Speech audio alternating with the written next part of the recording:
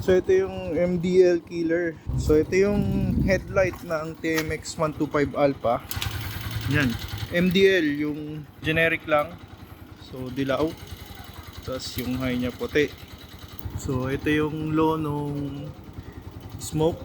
Tapos ito yung high niya. Yan.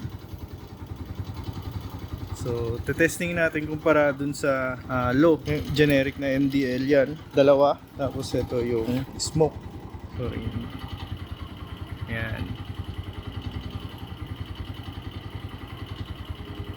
So lumalaban.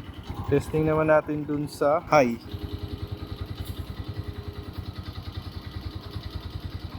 So lumalaban siya. Ano? Parang mas maliwanag pa nga tong puti ng MDL killer. Hindi ko lang nailalagay na maayos.